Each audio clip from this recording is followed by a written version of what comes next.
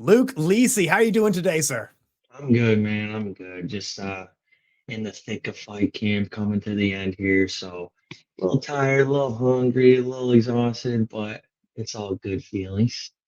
Man, what's it like? So going through the fight camp, it's tiring, it's exhausting. You do the weight cut, that stuff too. What's the attitude on the fight being done? Is it elation? Is it happiness? Or is it just relief?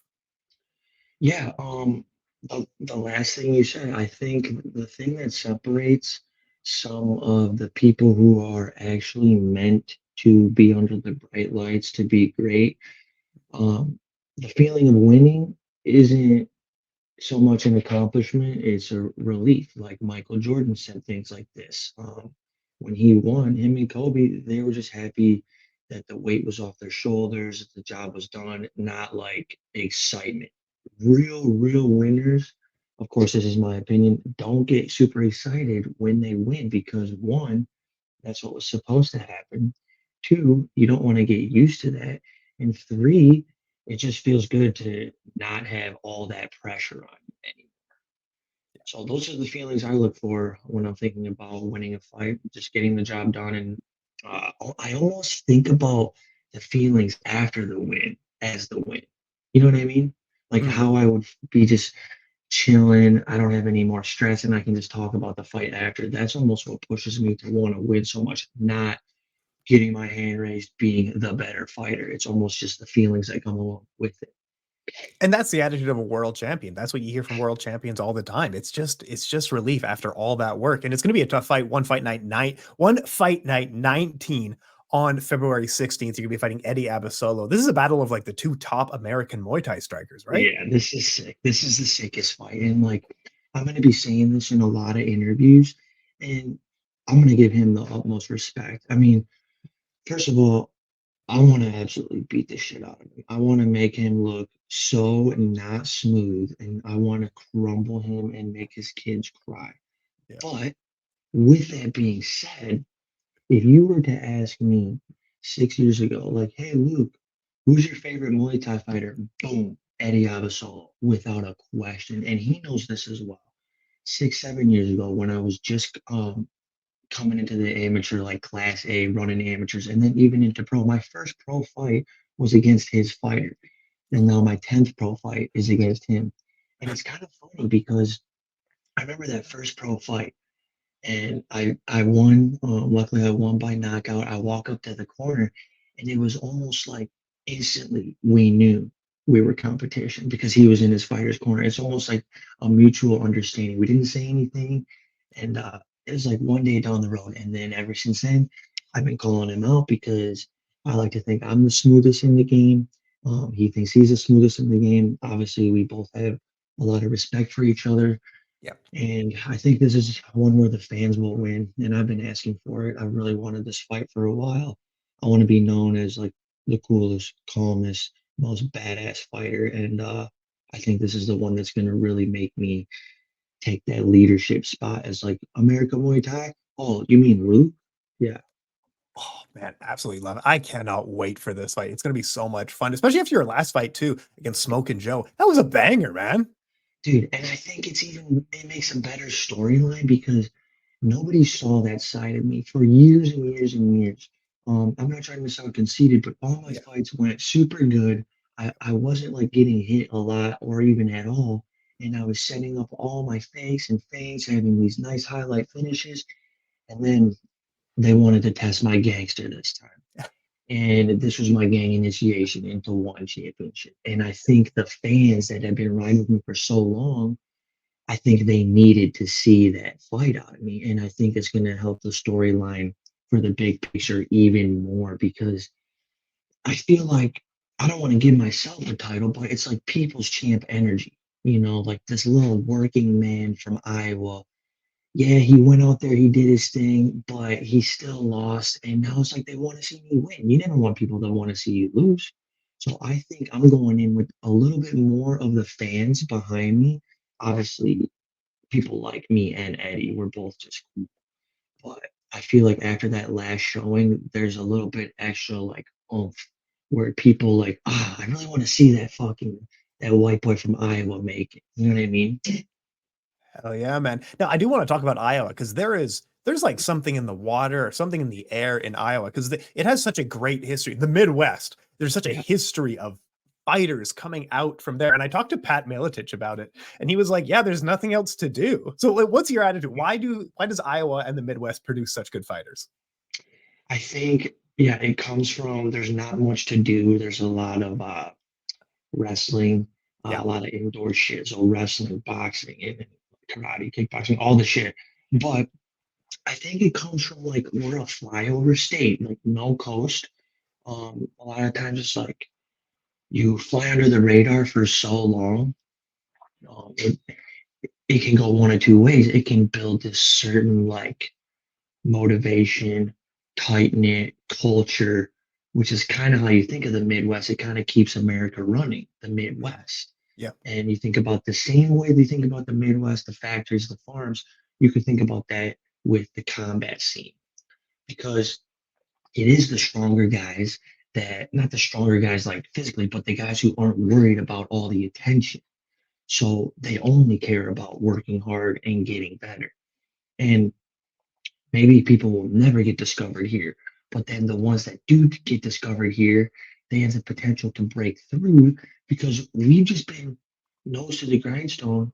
Like that's the Midwest. Nobody gives a shit about the Midwest, even though this is where we're getting all our fucking food from. And like you're getting your corn from Iowa, guys. You know what I mean? You're getting your corn from my backyard.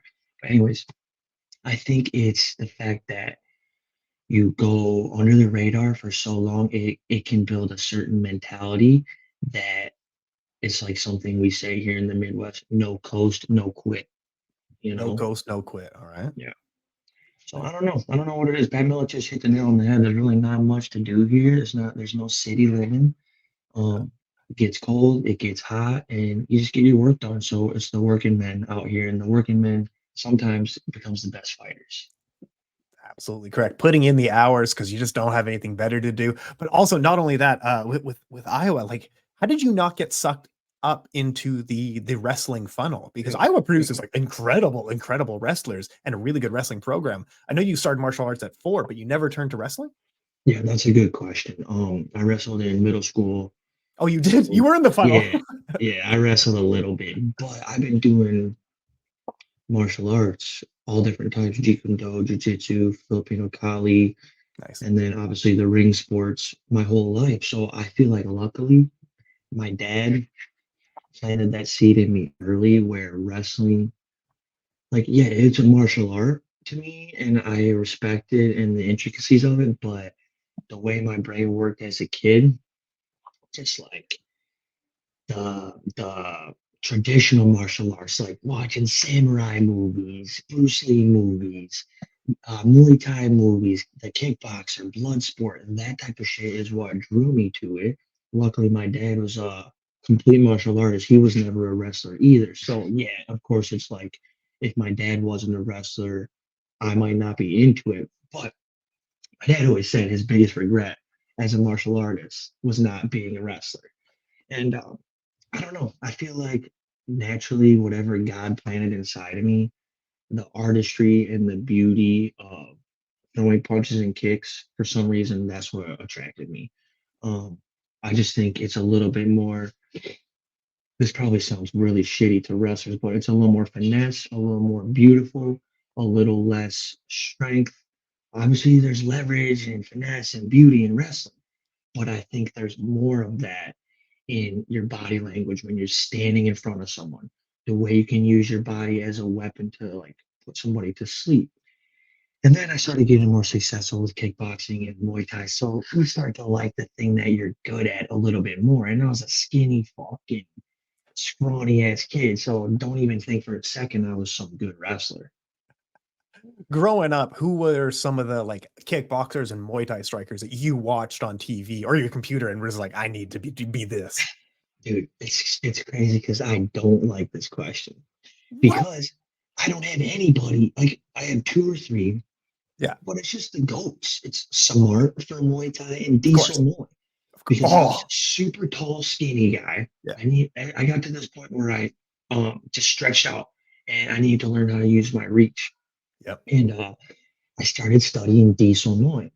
And then any guy who cares about Muay Famu being pretty, they're gonna know who Samar is. Yes. So Samar, Samrak, Diesel, Noy, but those are like, I don't want to say that because every great Muay Thai fighter is watching the goats. Because with me, dude, I was so obsessed with being even being the black sheep of doing Muay Thai in Iowa has its own energy to it because everyone's wrestlers. And then I'm the black sheep within being the black sheep because I want to have different Muay Thai. Not only is nobody around me doing Muay Thai, they're all wrestlers. Yeah. I also want my Muay Thai to be different than all the other Muay Thai fighters. Not different, but just me.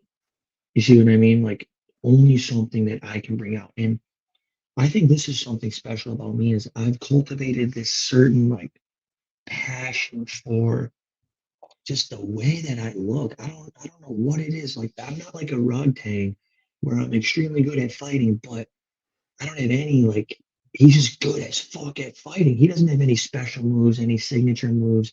There's not a certain style where like, yo, that's rug tang. It's just you see this dude who's like but with me, I want to be people's favorite fighter, not just complete like winning machine. Of course, I want to be that, but I want people to like me for certain reasons. I want to be an influential fighter. Like, think about Allen Iverson. He was the first guy wearing the sleeve.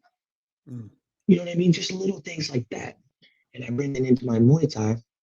And I think that's why we have the style where we're right now. It's like I just try to make myself different. I try to stand out from the crowd. And, and I don't even remember the question that you asked Yeah. originally.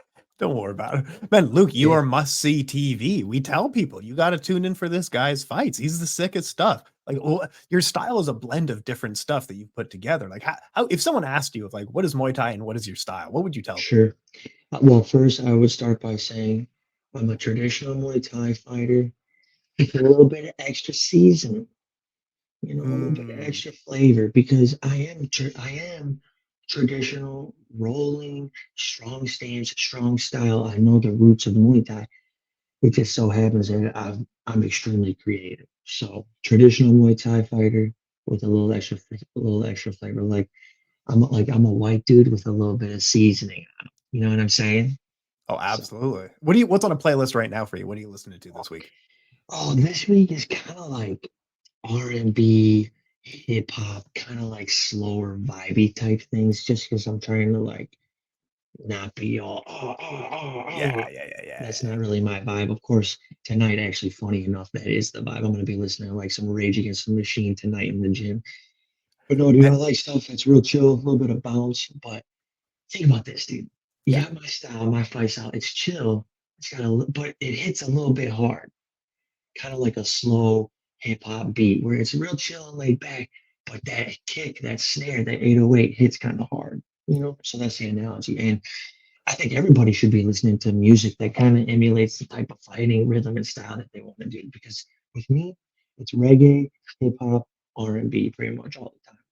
Oh yeah, man, absolutely. There's been a resurgence recently in retro soul. Like The Sacred Souls is one of the like Mm, retro souls of like this should sound like R&B in the 70s of like yeah, if Marvin Gaye was around today, this is the kind of music he'd be making. And it's the mm, best, eh? yeah, that's fire, dude. Yeah, Damn, I want to absolutely. shout out to some Marvin Gaye right now. Man, Marvin Gaye, greatest musician of all time or second greatest? Like where do you rank him? He's top five. He's got to be top five. I mean, and if he never would have got murdered and shit, who would have known? I know. I know. That's the thing of like almost it sounds dumb, but like getting murdered kind of helps your legacy. Yeah, because there's always that what if that keeps you in the conversation. I know. Okay, last word goes to you, sir. Shout out who you need to shout out. Thank who you need to thank. I hugely appreciate your time, but please talk us on out of here. Yeah, I mean, first I want to shout out Eddie because I've been calling Eddie out for a while, and I think this is what fighting's about. Kobe always wanted to play against Michael Jordan, and then he got his chance. Now Kobe's in the same conversations as him, and that's the dream that I'm trying to live. I'm trying to fight the guys who I always thought were the best, whether people think it or not. I think Eddie's one of the best Muay Thai fighters, and now I'm going to take that spot from him. And also, I just want to shout out all of the fans that have been watching because ever since that last fight, I had no idea how much love I would be getting after a loss. I've never had a loss where it felt like a win. So even you, anybody that you talk about, anyone that talks about or watches any of my fights, like people don't realize where I come from, the fans actually do mean a lot. I'm not from the East Coast or West Coast. Oh, thank the fans. Thanks for supporting me. Like, no, you guys actually support me and my family to actually make this happen. So I'm always going to keep that small town energy, and we're going to be one championship 2025, one championship champion 2025. But first, we got to go get this first W, and we're going to knock the fuck out of Eddie Abasolo. So that's the plan. We roll, and thank you so much for your time, eh? Thanks, man. I appreciate